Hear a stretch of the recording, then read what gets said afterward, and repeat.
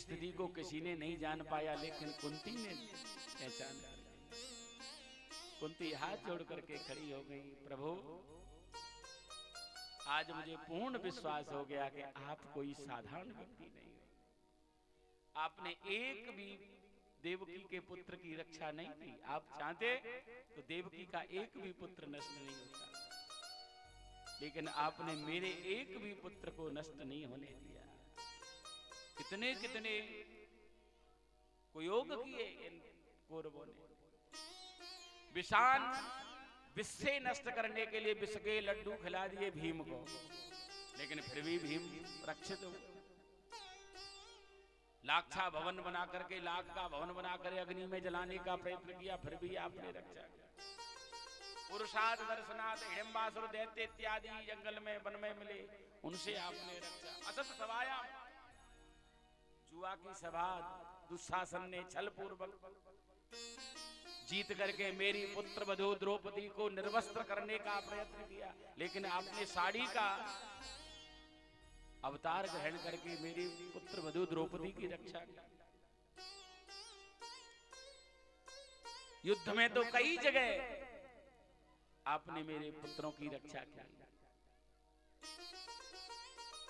भगवान ने कहा, बुआ क्या चाहती हो आप?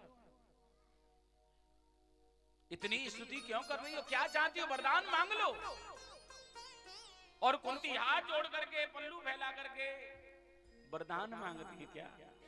कि विपद संसुना सस्वत तत्र तत्र जगत गुरु भवतो दर्शनम यत् स्यात् अपुनर्भव दर्शनम।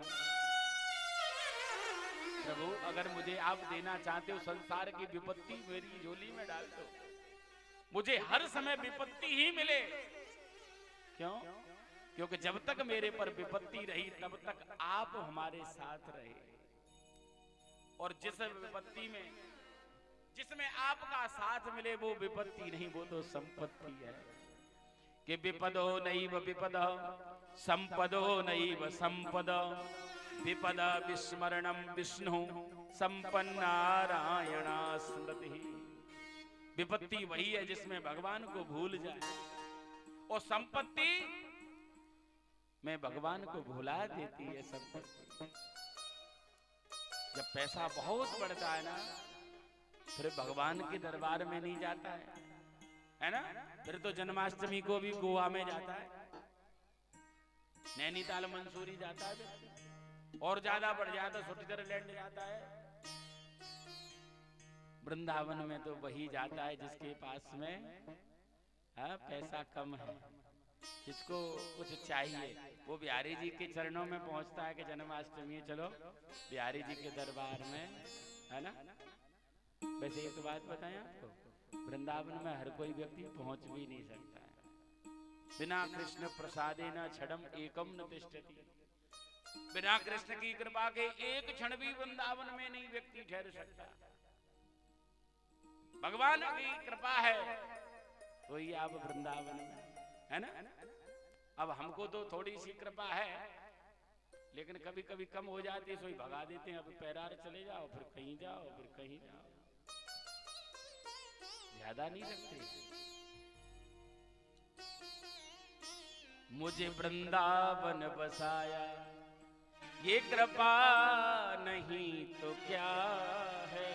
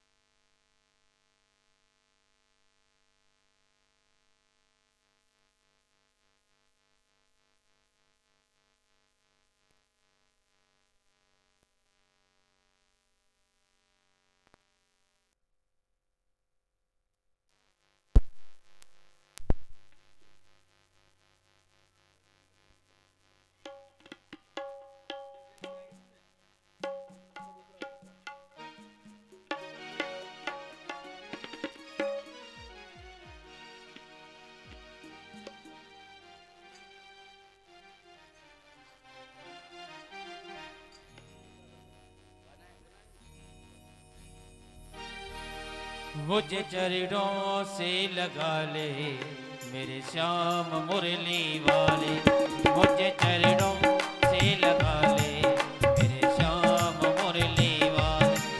मेरी श्वास श्वास में तेरा, मेरी श्वास श्वास में तेरा है नाम मुरली वाले, मुझे चरणों से लगा ले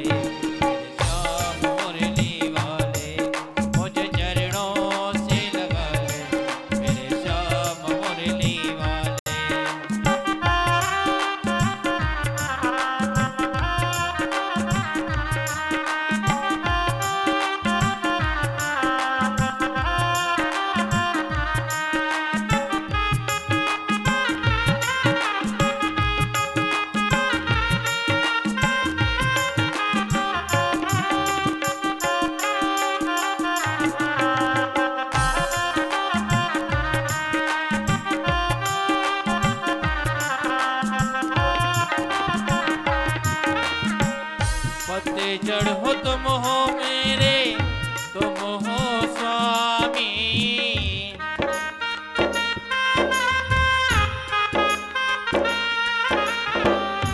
मेरी विवाहें थामो आके बिहारी,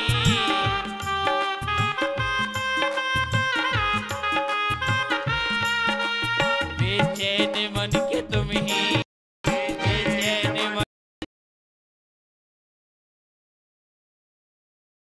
मुझे चरणों से लगा ले मेरे श्याम मुरली वाले, मुझे चरणों से लगा ले मेरे श्याम मुरली वाले।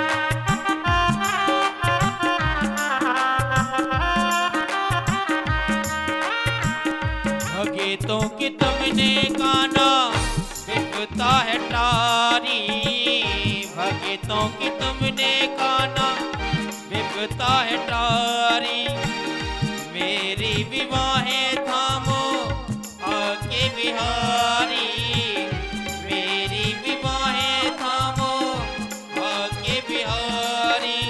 बिगड़े बनाए तुमने, बिगड़े बनाए तुमने हर काम मुरली वाले, मुझे चरणों से लगा ले मेरे श्याम मुरली वाले, मुझे चरणों से लगा ले मेरे श्याम मुरली वाले, मुझे चरणों से लगा ले मेरे श्याम मुरली वाले, मुझे चरणों से लगा ले मेरे श्याम मुरली वाले, मुझे चरणों से लगा ले मेरे श्याम मुरली वाले, मेरे श्याम मुरली वाले, मेरे श्याम मुरली वाले, मेरे श्याम मुरली वाले।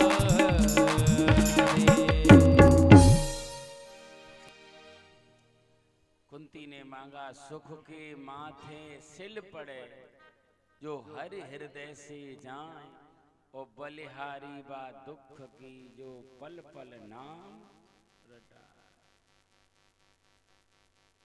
विपत्ति वही है जिसमें प्रभु का विस्मरण हो जाए। कह हनुमंत विपत्ति प्रभु सोई, जब तब सुमिरन भजन न होई। कह हनुमंत विपत्ति प्रभु सोई। हनुमान जी एक ही विपत्ति बताई, प्रभु वही विपत्ति है जिसमें आपका स्मरण न हो, है ना। तो इसलिए हमें वृंदावन से छूटने का कष्ट नहीं होता, क्योंकि हम वृंदावन की तो चर्चा करते हैं। कहीं भी रहो, इस समय आप वृंदावन में बैठे हो, अभी ये जो जगह है ना, ये वृंदावन में ही सम्मिलित है। क्योंकि वृंदावन का अर्थ क्या है पता है तुम्हें? वृंदानाम भक्त सम, वृंद माने भक्त होता है, भक्त वृंद बोलते हैं।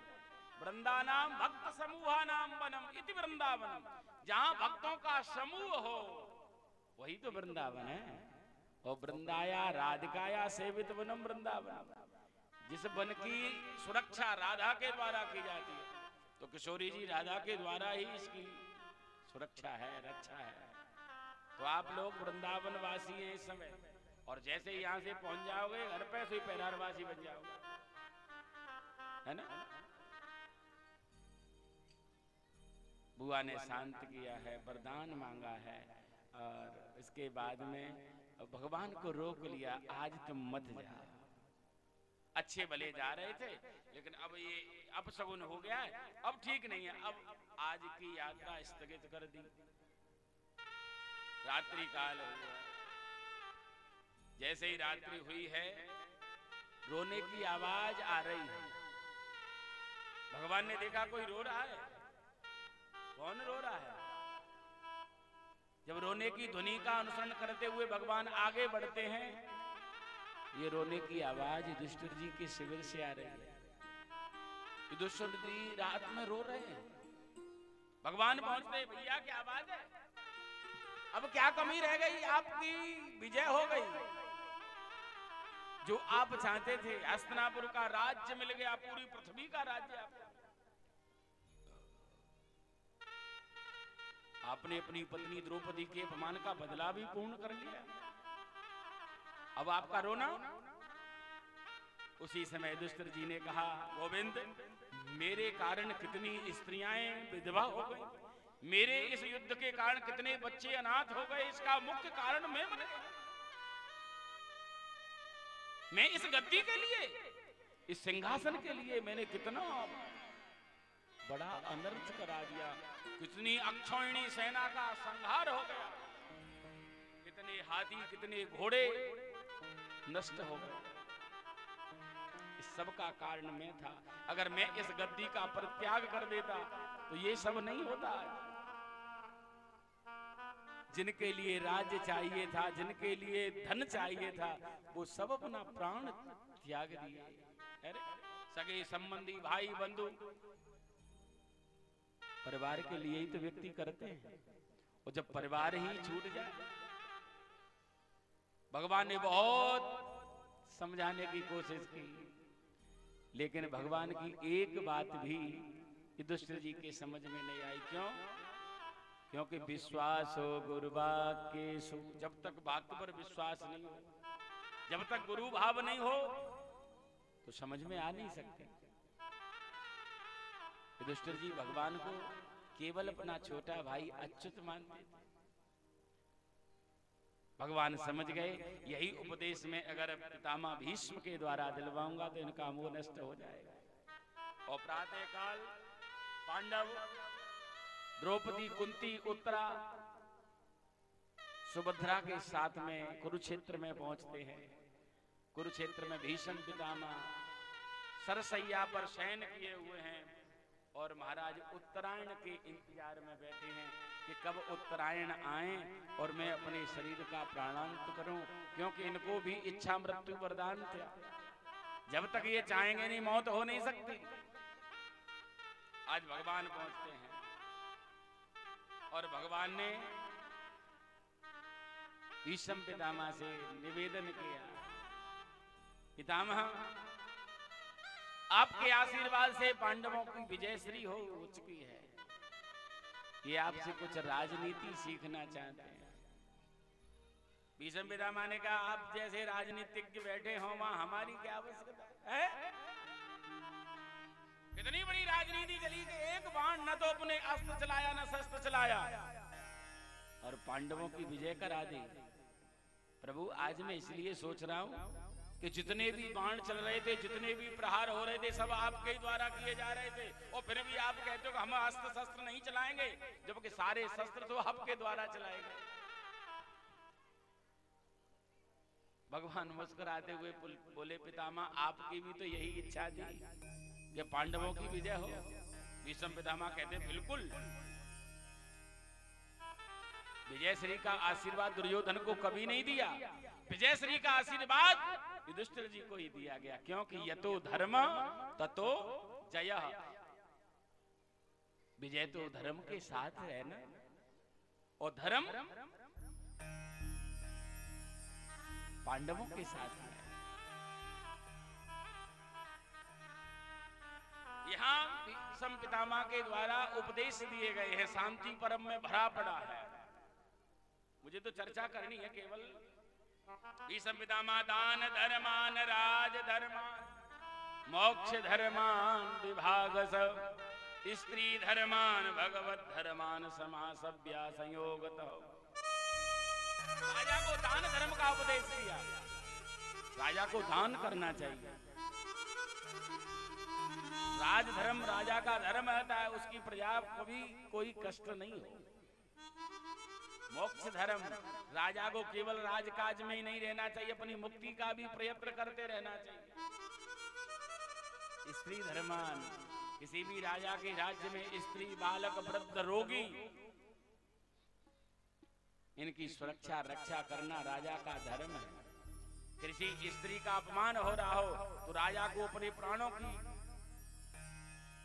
बलि दे करके भी उस स्त्री के रक्षा करनी चाहिए। इस बात पर थोड़ी सी द्रौपदी हंसने लग गई। बाबा आज बहुत बड़ा ज्ञान दे रहे हो, लेकिन भरी सभा में जब दुष्ट दुशासन मेरे चीर का हरण कर रहा था है? उस समय मैं आपके पास बार बार जा रही थी, तब ये बुद्धि आपकी कहाँ गई थी? भीष्म पितामह के नेत्रों में जल आ गया। बेटी मुझे क्षमा कर देना, उस दिन मैंने दुष्ट दुशासन दुष्ट दुर्योधन का दूषित अन्न खा रखा था, और जैसा अन्न खाओगे वैसा मन बनेगा, जैसा पानी पियोगे वैसी वाणी बनेगी। है वो बोतल में भी पानी होता है रंगीन, तो एक बार आदमी पी ले फिर अपने बाप को बाप नहीं समझता है ना, बाप से भी बाप नहीं समझता। वो भी एक पानी है एक प्रकार का, जैसा पानी पियोगे वैसी वाणी बन जाती, उसमें कोई सी का दोष। इसके बाद में बेटी जो रक्त बना था अन्न से, वो आज तुम्हारे पति के बाणों के द्वारा सारा रक्त निकल चुका है और मेरा मन विरक्त हो गया है, आज इसलिए सारा ज्ञान आ रहा है। द्रौपदी ने चरणों में प्रणाम की, बाबा हमको क्षमा कर देना, मेरा मन दिल दुखाने का नहीं था। उसी समय भगवान से प्रार्थना की, प्रभु मेरी एक बेटी है, मैं आपको उस बेटी को समर्पित करना चाहता हूँ, आप मेरी बेटी को स्वीकार करें। सभी पांडव अचंभित हो गए कि भीष्म पितामह नैष्ठिक बाल ब्रह्मचारी और इनकी बेटी जिसको भगवान को देना चाहते छुपा के रखा। ध्यान रखना, जो बुद्धि है ना, सबकी पत्नी होती है, बुद्धि भोग करती है, लेकिन भीष्म पितामह ने अपनी बुद्धि को भी अपनी बेटी मान करके रखा है कि इति मति रूप कल्पिता वितृष्णा भगवत सात्वत पुंगवे विभूम्नि। ये मेरी जो मति है, मेरी जो बुद्धि है,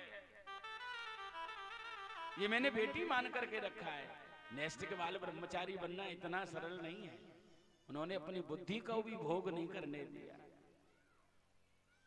और अपनी बुद्धि को मैं आज आपको समर्पित करता हूं। प्रभु मैं उसी झांकी का अवलोकन करना चाहता हूं जिसमें आपने मेरी प्रतिज्ञा को रखने के लिए अपनी प्रतिज्ञा का परित्याग कर दिया था।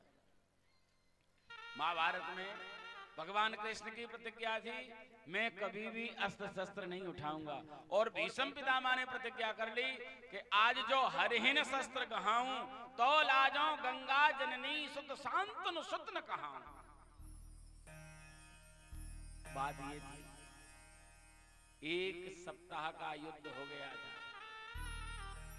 दुर्योधन ने कहा पितामह क्या बात है, आपके बाण कुछ काम नहीं कर रहे, मेरी सेना का नित्य दिन पे दिन संहार होता चला जा रहा है और पांडवों में कुछ भी हलचल नहीं है।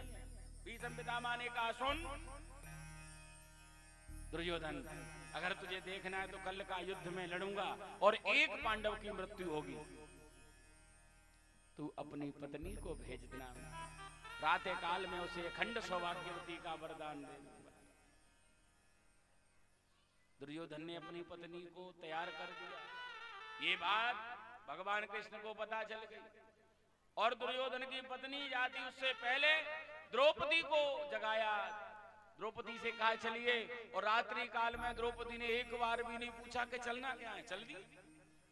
जैसे ही शिविर में पहुंचती हैं तो वो जो जूती पहने थी, खड़ामों से खटपट खटपट की आवाज हो रही थी। भगवान ने इशारा किया, ये हमें दो, इनकी आवाज से कोई और न जग जाए। खड़ामों को अपने पीतांबर में लपेट करके अपनी बाजू में दबा लिया, कम्बल ओढ़ लिया, क्योंकि भगवान को तो सब सेना जानती थी, हाल पहचान जाएगी। द्रौपदी से कहा, भीष्म पितामह अपनी पूजा में बैठे होंगे, तुम जाकर के बोलना मत, सिर रख देना चरणों में। द्रौपदी गई और द्रौपदी ने चरण पकड़ लिए। भीष्म पितामह ने सोचा शायद दुस्सला होगी, उसकी बहन दुस्सला नाम था, दुर्योधन की पत्नी होंगी। जैसे ही दुर्योधन की पत्नी समझ करके अखंड सौभाग्यवती भव बेटी। द्रौपदी ने कहा, बाबा अगर एक भी खत्म हो गया तो मैं अखंड नहीं रहूंगी, खंडित हो जाऊंगा। आपने तो प्रतिज्ञा कर ली है कि 5 में से एक की तो मौत निश्चित है। भीष्म पितामह ने कहा, द्रौपदी तुम किसके साथ आई हो यहाँ रात्रि में? मैं अपने सेवक गोपाल के साथ आई हूं। मैं जानना चाहती हूँ वो गोपाल कौन है जो तुझे रात्रि में लेके आया। भीष्म पितामह शिविर से बाहर आए और भगवान कम्बल से मुंह ढके बैठे हुए थे। भीष्म पितामह ने कहा, इसमें गोपाल कौन है? भगवान ने हाथ उठाया, आवाज नहीं लगाई, गोपाल गोपाल। भगवान को उन्होंने कहा कि तुम हाथ उठा रहे हो, बोल क्यों नहीं रहे हो? कम्बल से झटका दिया। बाजू से चरण खड़ामू द्रौपदी के खड़खड़ करके गिर पड़े। जो भगवान को देखा, अच्छा तो ये तुम्हारा किया हुआ है, तुमने मेरी प्रतिज्ञा को तोड़ने को मजबूर किया है, कल के युद्ध में आपकी भी प्रतिज्ञा टूटेगी। और वो युद्ध हुआ अर्जुन से, अर्जुन का रथ सब चकनाचूर कर दिया। जब देखा कि अर्जुन को बिल्कुल नष्ट ही कर देंगे, उसी समय भगवान रथ का पहिया लेकर के भीष्म पितामह की तरफ दौड़ते हैं। पृथ्वी दौड़ने लगी क्योंकि प्रतिज्ञा टूटी। भगवान ने अपना पीतांबर डाल दिया, ये तो भक्त के लिए आनंद है, ये प्रतिज्ञा नहीं तोड़ी गई है। उसी समय भीष्म पितामह हाथ जोड़ करके खड़े हो गए, बस हम यही चाहते थे, क्योंकि हम भी तो क्षत्रिय हैं, विजय आपकी होगी गोविंद, लेकिन बिना अस्त्र शस्त्र के नहीं होने देंगे, आपको भी हमको शस्त्र चढ़ाना ही पड़ेगा। उसी झांकी का अवलोकन करते हुए 11 श्लोकों में भीष्म पितामह ने स्तुति की और अपने शरीर को, तेज को भगवान के श्री चरणों में विलोपित कर दिया। बड़ी सुंदर सी उन्होंने स्तुति की है। बड़ी सुंदर सी इच्छा जो एक भक्त की होती है, वही भीष्म पितामह के द्वारा गोविंद से की गई है। आइए हम भी उस स्तुति को सम्मिलित करते हैं, है ना? इतना तो करना स्वामी, जब प्राण तन से निकले, इतना तो करना स्वामी, जब प्राण तन से निकले। इतना तो करना स्वामी, जब प्राण तन से निकले। इतना तो करना स्वामी, जब प्राण तन से निकले। गोविंद नाम लेकर जब प्राण तन से निकले। गोविंद नाम लेकर जब प्राण तन से निकले। इतना तो करना स्वामी।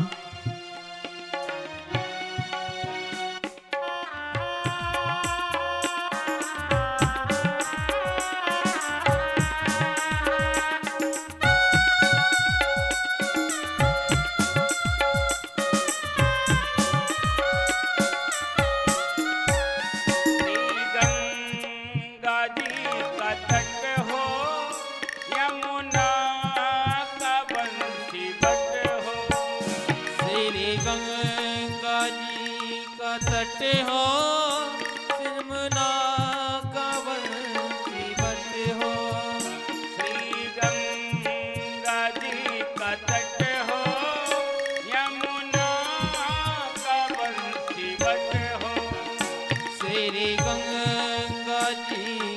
निकट हो, अमना कवन चिवट हो।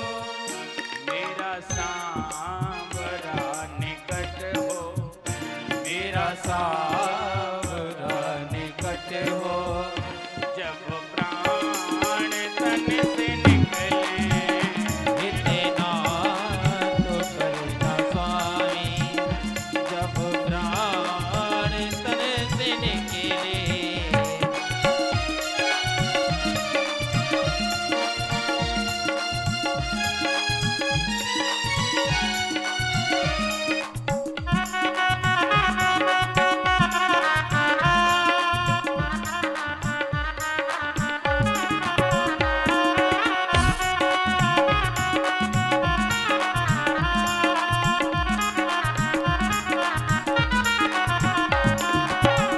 पीतांबरी कसी हो, छवि मन में ये बसी हो। पीतांबरी कसी हो,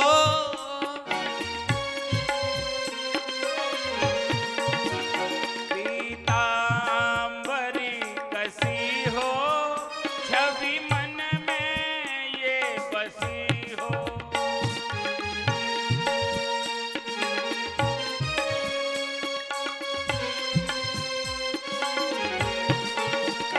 होठों पे कुछ हंसी हो, होठों पे कुछ हंसी हो, जब प्राण तन से निकले, इतना तो करे ना स्वामी, जब प्राण तन से निकले।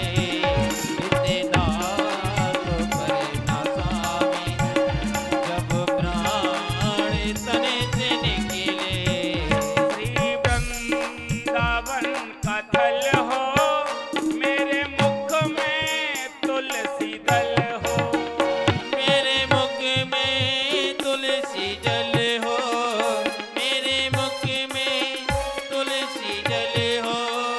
श्री वृंदावन का थल हो, मेरे मुख में तुलसी दल हो।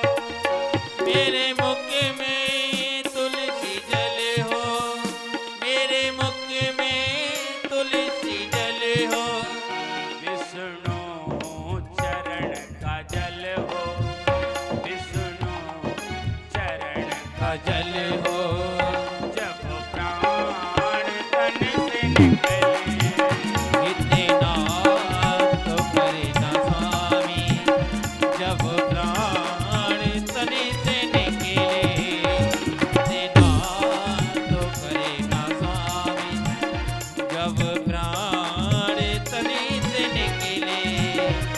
गोविंद नाम लेकर जब प्राण तन से निकले, गोविंद नाम लेकर जब प्राण तन से निकले। इतना तो करना स्वामी, जब प्राण तन से निकले। इतना तो करे ना स्वामी, जब प्राण तन से निकले। इतना तो करना स्वामी,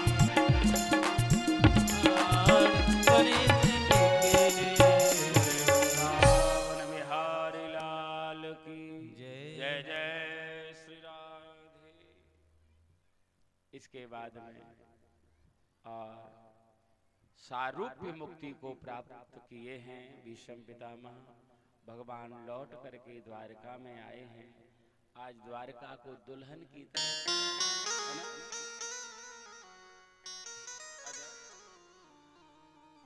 आज बहुत दिनों के बाद में महाभारत जैसे युद्ध पे विजय प्राप्त करा के गोविंद द्वारकापुरी लौटे हैं। इतने दिनों के बाद आए हैं तो सबसे पहले द्वारका में प्रवेश किए हैं। सभी ने उनका भगवान का स्वागत किया है, पूजन किया है। अच्छा, इतने दिनों के बाद आएंगे तो है ना, सबसे पहले किससे मिलना चाहेंगे, है ना? आदमी नौकरी से आए सबसे पहले किससे मिलेगा? अपनी बीवी से, है ना? लेकिन भगवान ऐसा नहीं करते। तो कि प्रवेशस्तु गृहं पित्रो परिस्वक्त स्वमात्र भी। सबसे पहले माता पिता के महल में पहुंचते हैं, माता पिता से मिलते हैं। और माता पिता से केवल मिलते नहीं हैं, तो कि बवंदे शिरसा सप्त देवकी प्रमुखा मुदा। सबसे पहले अपने माता पिता के चरणों में वंदना, वो भी शिरसा वंदे, सिर रख करके प्रणाम करते हैं। आजकल तो प्रणाम की पद्धति बदल गई। पहली बात तो करना ही भूल गए, और अगर करेंगे भी तो केवल और केवल झुकना है तो केवल घुटने तक पहुंचेंगे, घुटने के नीचे तो असंभव बात। और घुटने भी छुएंगे तो एक ही हाथ से दूसरे हाथ में तो मुक्का बना हुआ है, और यानी कह रहे हैं कि यहां से तोड़ दिए जाओगे। वैसे एक बात बताएं, प्रणाम करने में बहुत बड़ी शक्ति है। एक मुनि की मैं आपको कथा सुनाता हूं। एक मृकंडू ऋषि थे। मृकंडू, उनके कोई संतान नहीं थी, तो वो भगवान की उपासना, शिव की उपासना में लग गए। जब उन्हें शिव की उपासना की तो भगवान प्रसन्न हो गए। भगवान भोलेनाथ प्रसन्न हुए, दर्शन दिए, और भगवान ने आशीर्वाद दिया। उन्होंने कहा, मृकंडू जी आप ये चाहो, पुत्र चाहते हो? हाँ। एक पुत्र तो ऐसा आयुवान है लेकिन वो बुद्धिमान नहीं है। एक पुत्र बुद्धिमान है, आयुवान नहीं है। तुम कौन सा पुत्र चाहोगे?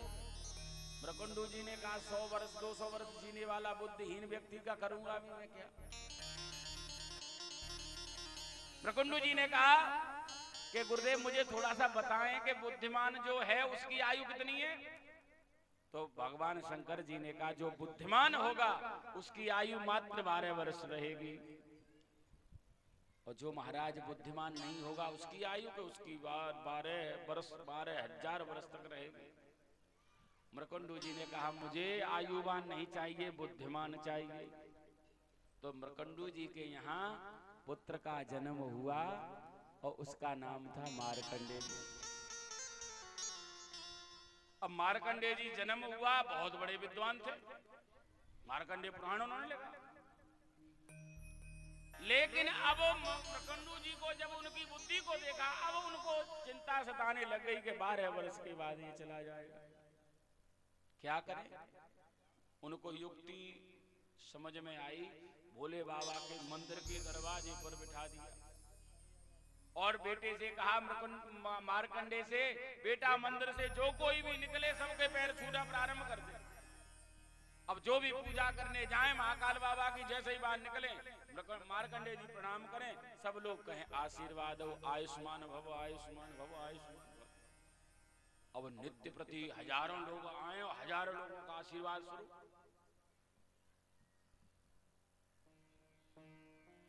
12 वर्ष हो गए, एक दिन शेष बचा हुआ। उस दिन जब एक लास्ट दिन था, मृकंडू जी तो बैठे थे, आज मेरा पुत्र मुझे छोड़ करके चला जाएगा। ये बात मार्कंडेय जी को भी ज्ञात हो गई कि 12 वर्ष की अवस्था थी, पूरी मैंने कर ली। आज प्रातः काल था, भोले बाबा पार्वती जी के साथ में विहार करने के लिए मंदिर से निकल रहे थे, और मार्कंडेय जी का तो नित्य का नियम था, भोले बाबा के चरण छुए, और चरण छू करके भोले बाबा के मुंह से लिख गया आयुष्मान भव। सामने मृकंडू ऋषि बोले थे, बाबा ये आप कौन सा आशीर्वाद दे रहे हो? ये आयुष्मान भव कहां से हो जाएगा? इसको तो 12 वर्ष जीवन में मिली थी, और 12 वर्ष आज ही पूर्ण हो रही हैं, आज अंतिम दिन है, अब इसकी आयु तो खत्म हो गई। भोले बाबा ने कहा, तुम्हें किसने बताया था कि इसकी अवस्था 12 वर्ष की है? तो कहा कि मुझे तो साक्षात महाकाल बाबा ने ही बताया था। बोले बाबा ने कहा ये तो मैं फंस गया। तो कहा तुम मरकंडू हो? कि हाँ मैं मरकंडू, ये मेरा पुत्र मार्कंड है। बोले बाबा ने कहा अगर हमने इसको आशीर्वाद दे दिया है तो इसकी अवस्था तो 12 ही वर्ष की होगी, लेकिन वे 12 वर्ष हमारी वर्ष होंगे। तो भोलेनाथ की 12 वर्ष में तो कई बार, कई हजारों बार ये त्रिलोकी बदलती जाएगी, कई चतुर्युगी बदल जाएंगे महाराज, तब 12 वर्ष पूरी होंगी। तो कहने का भाव है आज भी मार्कंडेय जी अमर है। अभिवादनशीलस्य नित्यौ वृद्धौ पसेविना चत्वारि तेषां वर्धन्ते आयुर्विद्या यशो बलम। जो नित्य प्रति अपने से बड़ों का अभिवादन करते हैं, उनकी आयु, उनकी बुद्धि, उनका बल और उनकी यश, ये 4 वरदान उन्हें प्राप्त हो जाते हैं। इसलिए प्रणाम करने की पद्धति को स्वीकार करें। माता पिता को प्रणाम किया।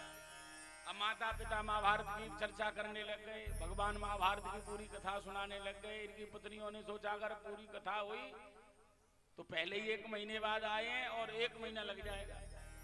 इन्हें बड़ा सुंदर तापुत्र अंक आरोप्य स्नेह श्रुत पयोधरा, अपने पुत्रों को अंक आरोप्य गोदी में बिठा करके और चुटकी मार देती हैं, बालक रोना प्रारंभ कर देते हैं।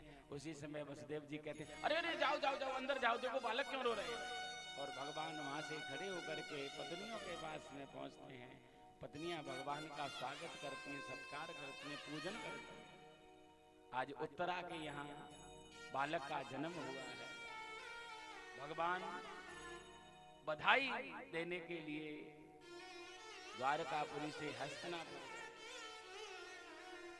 इसकी कुंडली बनाई गई है। कुंडली बड़ी दिव्य है।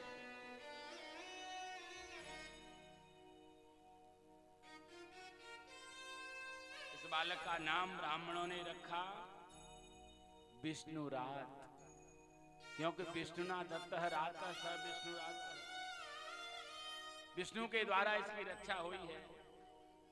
सबकी परीक्षा कर रहे थे कि वो व्यक्ति कहाँ है जिसकी मैंने गर्भ में दर्शन किए। जैसे ही भगवान द्वारकाधीश पहुंचते हैं, खिल खिल करके हंसना प्रारंभ कर देता है।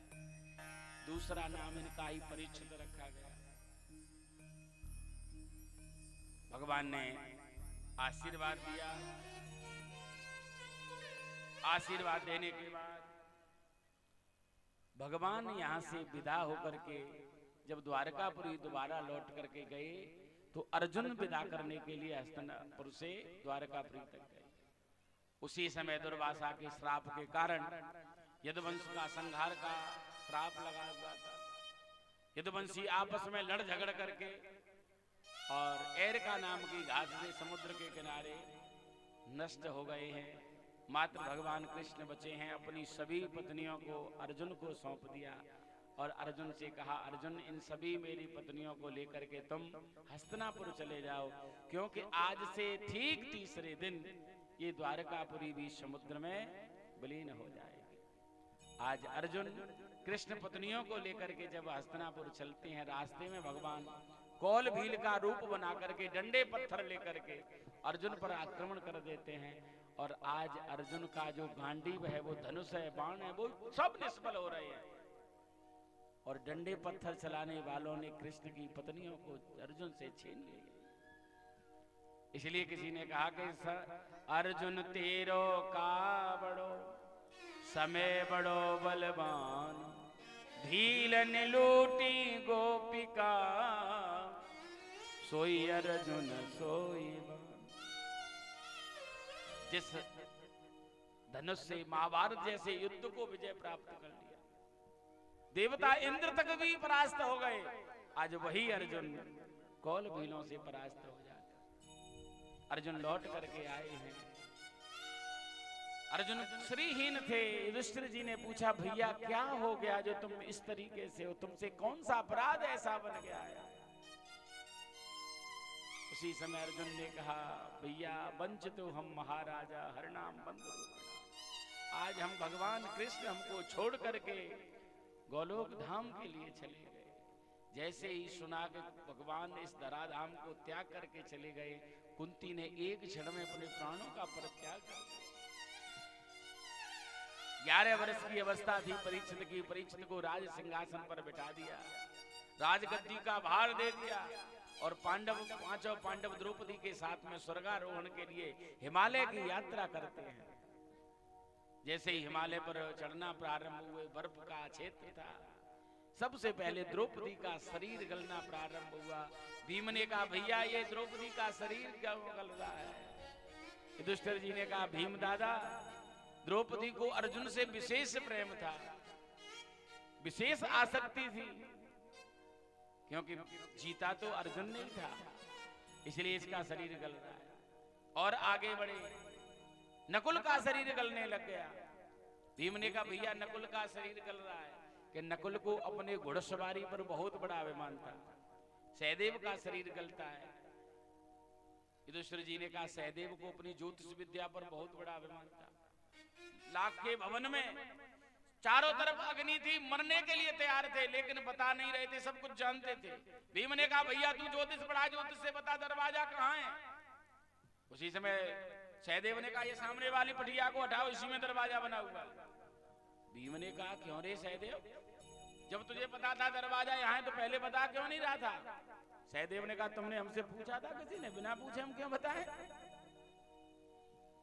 तो इसको ज्योतिष विद्या का अहंकार था। अर्जुन का शरीर गलना प्रारंभ हुआ। अर्जुन को अपने गांडीव धनुष का बहुत बड़ा अभिमान था। भीम ने कहा भैया मेरा भी शरीर गल रहा है। तो जो युधिष्ठिर जी ने कहा तुम्हें अपने शरीर पर बहुत बड़ा अभिमान था। अभिमान किसी का नहीं रहता। सशरीर युधिष्ठिर जी स्वर्ग में पहुंचते हैं, साथ में एक कुत्ता था। जब स्वर्ग के नजदीक पहुंचे, इंद्र विमान लेकर के आए और कहा अब यहाँ से आगे की यात्रा इस विमान से ही होगी, आप विमान में बैठ जाओ। युधिष्ठिर जी ने कहा पहले मेरे इस कुत्ते को बिठाओ, क्योंकि मेरे साथ चल रहा है, मैं इसे अधूरे स्थान पर नहीं छोड़ सकता। इंद्र ने कहा कुत्ते के लिए विमान में कोई जगह नहीं है, तुमको चलना हो तो चलो। युधिष्ठिर जी ने कहा मैं इसे अधूरे नहीं छोड़ सकता, इसने मेरा आश्रय लिया है, मैं इसे आधे पे नहीं छोड़ सकता। उसी समय कुत्ते से धर्म प्रकट हो गया, राजन तुमने मेरा परित्याग नहीं किया है, बिना धर्म के व्यक्ति स्वर्ग में नहीं जा सकता, और धर्म के साथ स्वर्ग के दर्शन किए। राजा परीक्षित आज त्रिलोकी के राज बन गए, पूरी पृथ्वी का भार था, पूरी पृथ्वी का राज था। अब विश्व विजय के लिए निकले, जहां भी गए सबने सम्मान किया। कहीं पर भीम की जय जयकार थी, कहीं पर नकुल की, कहीं पर सहदेव की, कहीं पर अर्जुन की। सबने परीक्षित जी का स्वागत सत्कार किया। कहा राजन हम तो आपके ही राज्य को कर रहे हैं। जब लौट करके आए, एक प्रसंग देखा, एक गाय एक बैल के सामने रुदन कर रही है। बैल के 4 पैरों में 3 पैर नहीं है, एक पैर पर बैल खड़ा हुआ है, और गाय उस बैल को देख करके अश्रुपात कर रही है। उसी समय एक काला पुरुष आ जाता है खड्ग लेकर के, और उस एक पैर को भी काटने का प्रयत्न करता है। ये दृश्य को जब परीक्षित जी ने देखा, क्रोध आ गया और मारने के लिए उद्यत हो गए। अरे दुष्ट पापी तू कौन है जो इतना बड़ा पाप कर रहा है? उसने कहा भैया मैं कलिजुग हूँ, हम 4 भाई थे, सतयुग त्रेता द्वापर और कलिजुग, तीनों भैया अपना राजकाज करके चले गए। अब मेरा नंबर आया है और मेरा तो काम ही है, मैं जब तक धर्म को नष्ट नहीं करूंगा मेरा प्रभाव कैसे होगा?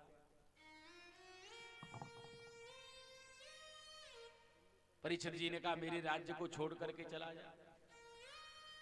कलिजुग ने कहा महाराज जहां भी जाता हूं आपका ही राज्य है, कोई ऐसी जगह नहीं जहां आपका राज्य न हो। आप तो मुझे कुछ स्थान बता दो जहां पर मैं अपना जीवन निर्वाह करूं। 4 स्थान परीक्षित जी ने बताए कि दूतम पानम श्रियासून यत्रा धर्म चतुर्विध। दूतम जहां पर जुआ खेला जाता है कलयुग, वहां तुम्हारा वास हो। आज भी जहां जुआ होता है वहां कलयुग होता है। बाप बेटे भी खेल रहे हो तो दाप पूरा बनना पड़ेगा, वहां कोई किसी की नहीं मानने वाला। पानम जहां पर मदिरा पान करते हैं वहां कोई किसी का नहीं है महाराज, पूरे पैसे।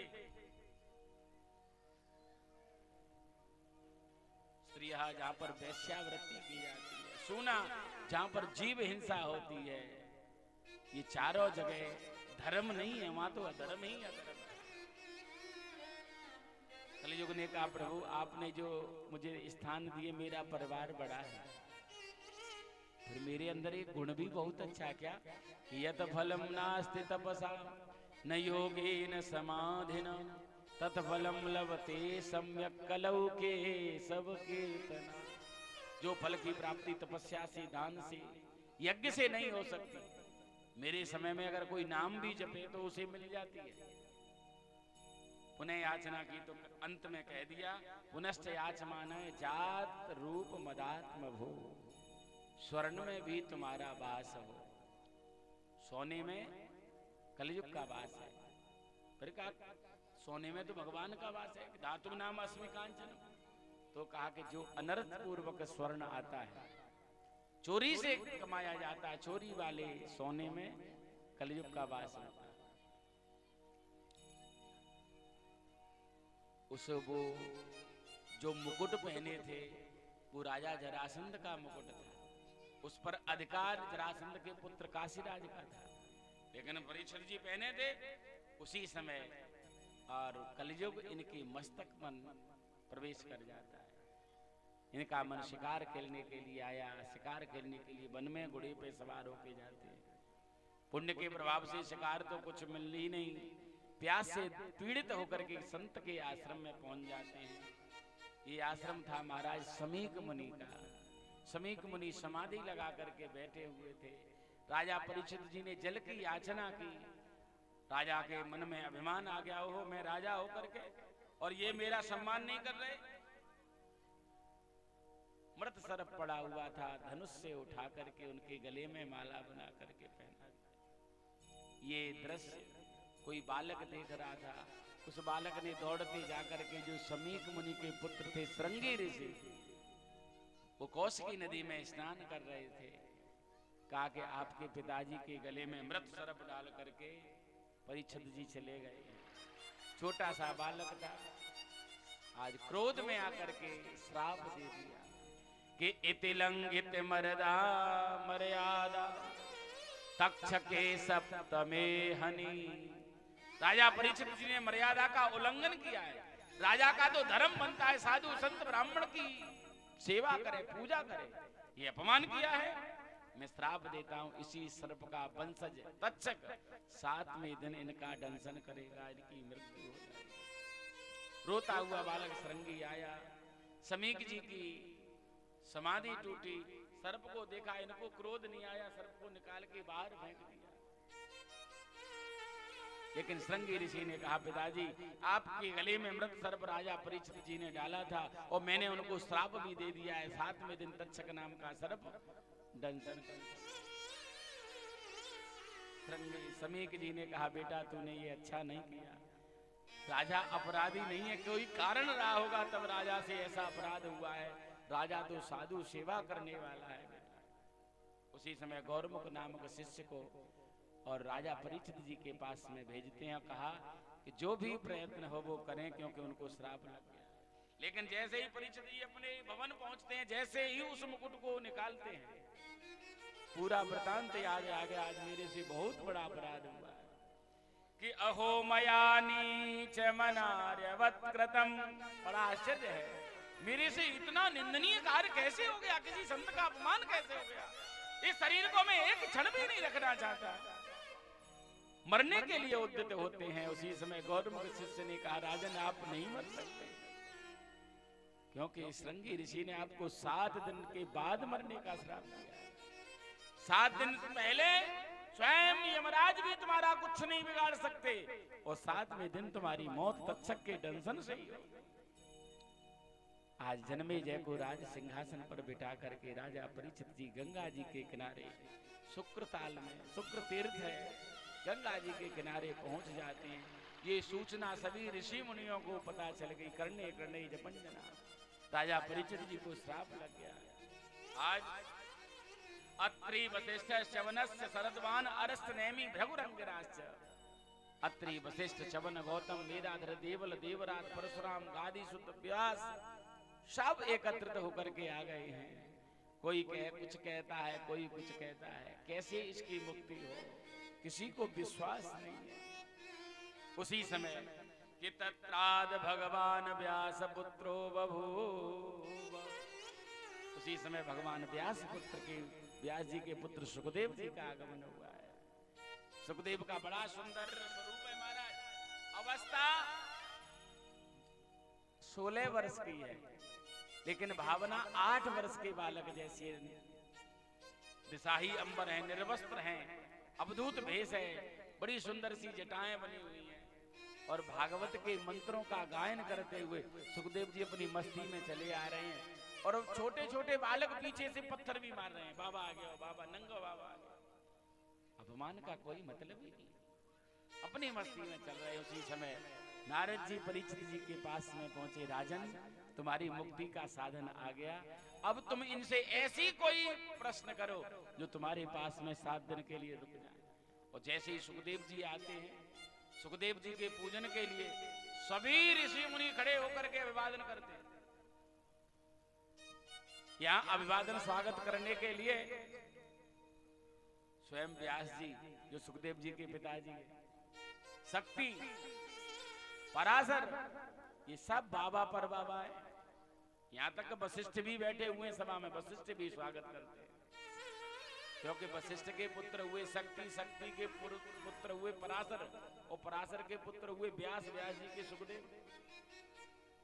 क्यों?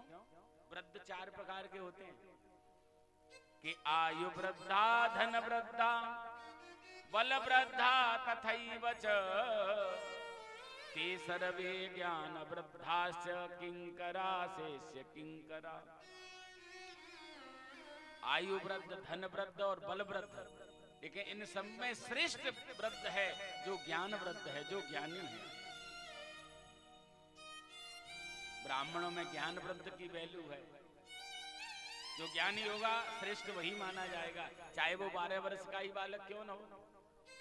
क्षत्रियों में बलवृद्ध, जो बलवान होगा राजा वही बनता था। वैश्यों में धनवृद्ध, जो धनवान होगा चैम्बर का अध्यक्ष वही बनता है। और शूद्रों में आयु वृद्ध, जो ज्यादा अवस्था वाला होता है वही बूढ़ा माना जाता है। परीक्षित जी खड़े हुए हैं, सुखदेव जी का पूजन किया है,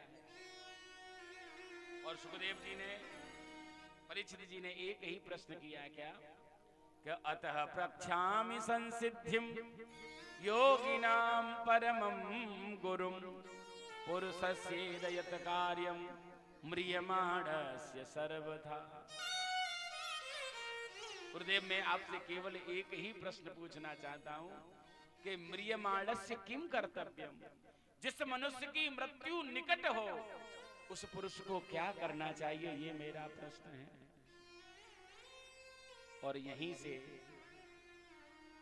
सुखदेव जी कथा प्रारंभ करते हैं। हे राजन, तुमने बड़ा सुंदर प्रश्न किया। मरने वाले तुम अकेले नहीं हो, जितने भी जीव हैं सबकी मृत्यु 7 दिन में ही होनी है। 8वां दिन तो है ही नहीं। बरी आने से प्रश्न कृतो लोक हितम नृपः। तुम्हारा प्रश्न अति श्रेष्ठ है, अति उत्तम है, क्योंकि तुमने अपने लिए नहीं संसार के हित के लिए किया है। कि तुलसी या संसार को देखे उन्हें न पसार, 7 दिवस में 3 नहीं मंगल बुध इतवार। तुलसीदास जी कहते हैं, अरे परीक्षित जी के लिए तो 7 दिन थे, लेकिन तुम्हारे लिए तो 3 खत्म, मंगल नहीं है। किसी को भी पूछ लो आप, क्या आपके यहां कुशल मंगल है, तो पूर्ण संतुष्टि से नहीं कह सकता हाँ हम खुश हैं। किसी न किसी, कोई न कोई पीड़ा उसको अवश्य है। बुध माने चतुराई, बुध भी नहीं है, चतुराई किसी के अंदर नहीं है। चतुराई किसे कहते हैं? भजिय राम सब काम बिहाई, देह धरे कर यही फल भाई, और भजिय राम सब काम बिहाई। शरीर प्राप्त करने का एक ही फल है कि हम सब कुछ काम संक्षेप में करके भगवान का भजन करते रहे। क्या ऐसा कर पा रहे हैं? तो बुद्ध भी नहीं। तीसरा दिन इतवार माने विश्वास। अब विश्वास भी खत्म है। पिता को पुत्र पर विश्वास नहीं है, पुत्र को पिता पर विश्वास नहीं है, माता को बहू पर, बहू को सास पर विश्वास, अपनी अपनी चाबी अपनी अपनी घंटी, है ना? कोई किसी का विश्वास, तो यानी एतवार नहीं है, विश्वास नहीं है। वैसे कलयुग में 100 वर्ष की अवस्था मानी गई है जीव की, लेकिन 100 वर्ष तक हर कोई पहुंचता नहीं है। 60 पे ही खेल हो जाता है ना? क्योंकि खान पान ऐसे हो गए, और कुछ आजकल बोतल का पानी और बढ़िया मिल रहा है तो वो और ज्यादा घटा देता है। वो कब जवान हुए कब बूढ़े हो गए यही नहीं पता चलने देगा, है ना? सुखदेव जी कहते हैं राजन, 100 वर्ष की आयु में हम 50 वर्ष तो सोने में निकाल देते हैं, क्योंकि आधी रात में तो सब सोते ही सोते हैं, और दिन में सोते वो एक्स्ट्रा है कि निद्रिया ह्रियते नक्तम व्यवायेन च भावया दिनाचार्थे हया राजन कुटुंब भरणेन वा। 50 वर्ष निकल गई सोने में, 50 वर्ष में 25 चली गई पढ़ाई में, और 25 कुटुंब भरणेन वा, कुटुंब के भरण पोषण में। हमारे पास समय मिला ही कहाँ जो भगवान का भजन करे। 50 वर्ष के जो बाद की जो आयु हम जीते हैं ना, वो हमने अनेकों से ले रखी है। 50 वर्ष के बाद 10 वर्ष की हमारी आयु जो है वो गधे की है। गधा भी परेशान था कि गुरुदेव हमारी बहुत तुमने प्रभु कर दी, तो गधा की आयु पुरुष ने ले ली, तो 50 के बाद 60 तक वो लदता है, बच्चों की शादी वादी ये सब करता है, कर्जा हो जाता है उसको। 100 तब कहीं जाकर के पूरी करता है दूसरों की ले लेकर। तो करना क्या चाहिए? सुखदेव जी ने कहा राजन, जब अवस्था जीवन का सुख लेना है तो एक ही काम करे, क्या कि तेसाम प्रमक्तो निधनम पश्यन्न बिन पश्यति योगिनाम नृप निर्णीतम हरे नामानुकीर्तनम। योगियों के संतों के द्वारा निर्णय किया गया है कि जितना बन जाए कीर्तन करे, भगवान का नाम उच्चारण करे, फिर उसके लिए एक दिन क्यों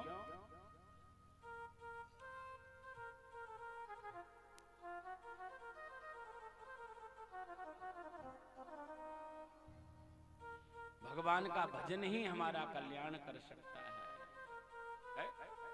कि चिंता न करो राजन 7 दिन बाकी अभी, घड़ी भर में परलोक प्राप्त होता है। खटवांग से राजा का मोक्ष 2 घड़ी में हुआ, तेरा तो शरीर अभी 7 दिन सच रहता है। मेरा ये कथन ऋषि मुनि साक्षी सब, भागवत पुराण से कष्ट सब मिटता है। देखता हूँ आज मैं 7वें दिन तुम्हारे लिए, राम द्वार कृष्ण द्वार कैसे नहीं खुलता है।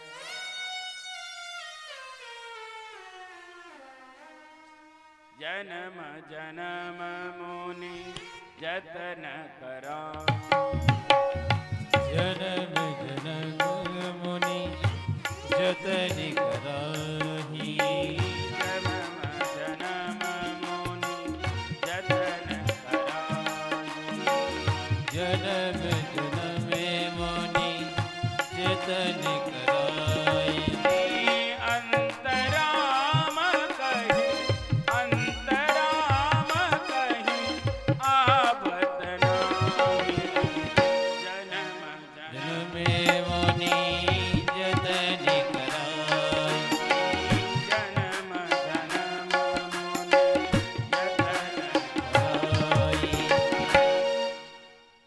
संत महात्मा जन्म जन्म यत्न करते हैं और अंत में राम कहते हैं और कल्याण को प्राप्त हो जाते हैं। कि श्वास श्वास पर कृष्ण भज, व्यथा श्वास मत खोए, ना जाने जा श्वास की आवन हो ये न हो।